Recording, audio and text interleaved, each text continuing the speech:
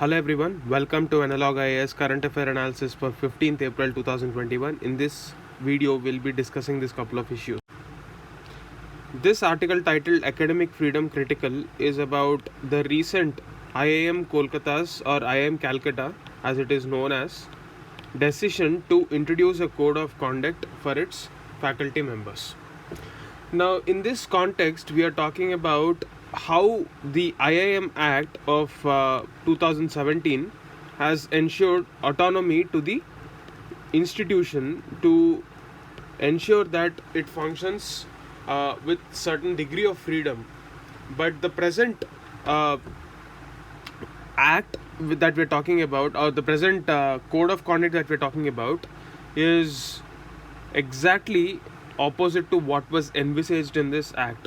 That is, the faculty members were given autonomy in this act, but the latest code of conduct has come out with regulations that stops members of the faculty from criticizing the government. So this is against the freedom of speech and the spirit of the IIM Act 2017. So what exactly is academic freedom? Academic freedom refers to a scholar's freedom to express ideas without the fear of losing his job or without the risk of official interference or professional disadvantage. So in short, there will be no risk when there is academic freedom for expressing their opinions freely. So this is the meaning of academic freedom.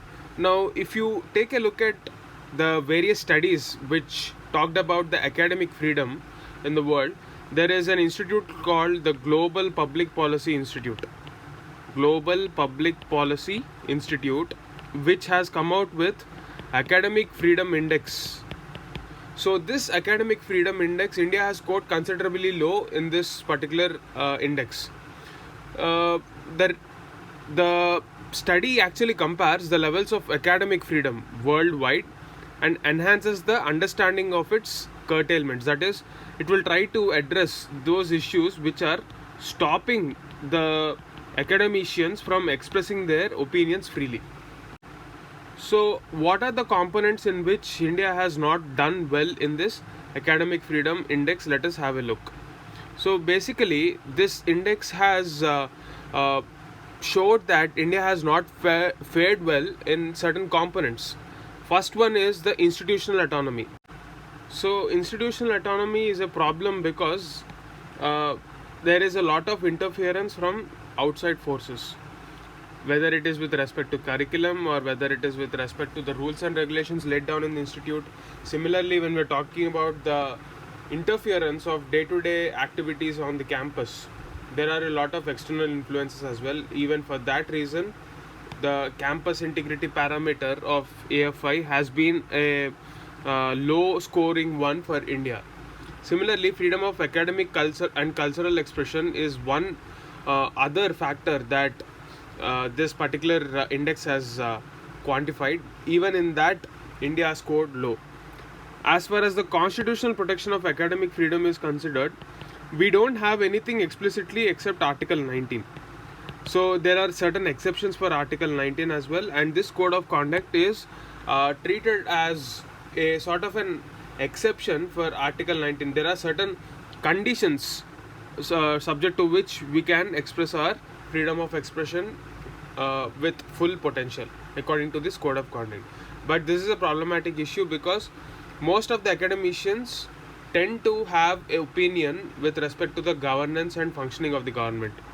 So this code of conduct which was brought out by IIM Calcutta is seen as a problematic one for the same reason.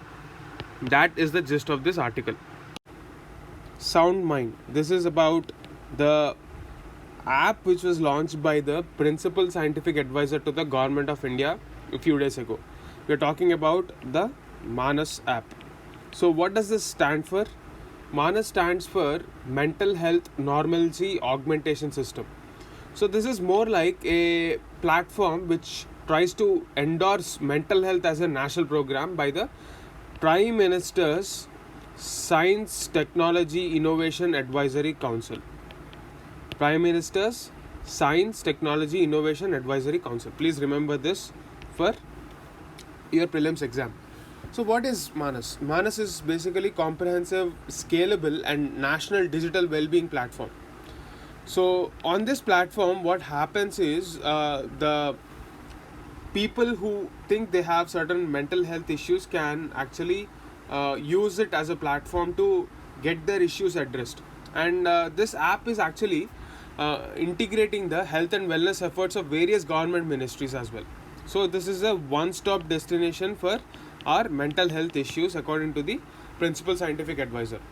So on the occasion of this launch, the principal scientific advisor to the government laid down the future directions for app development and said that we will eventually move towards public health schemes and integrate them on this platform. So, what are the schemes that we're talking about? We have National Health Mission, we have certain other initiatives like E-Sanjeevani. A lot of private companies are actually doing this by aggregating a lot of hospitals and doctors onto a single platform.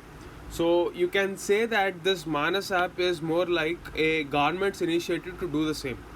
And the best thing about this is it is going to be multilingual. Um, English as a language is not the primary mode of communication for a lot of our Indians. So therefore, making it multilingual will make it more adaptable. And mental health as an issue requires serious efforts from the side of the government as well. So this particular initiative has received very low budget. That is one issue which is raised by this article. So amongst the 15 to 35 year group, there is a lot of scope for mental health issues in the present day life, and the pandemic has actually pushed a lot of Indians towards uh, pursuing this mental health care support, which is a good thing in a way, because it required certain recognition and acceptance from normal people that mental health is not a taboo, it is not something that needs to be looked down upon. So we needed to embrace this from a very long time. Even the National Health Policy 2017 spoke specifically about mental health to be mainstream. But the problem is, just like normal health, that is physical health, even mental health is receiving very less budget. It is almost 0.1% of our GDP only. Even Bangladesh is spending better, that is 0.44% according to the statistics given in this article. So that is an issue. In this context, what else can you do? So you have to prepare the initiatives taken up by the government to support mental health. What are the issues and what can be the solution? So this can be a sort of a homework for you. So please try to Google the initiatives from the Ministry of Health and Family Welfare. You can also talk about the National Health Policy and what it states about mental health.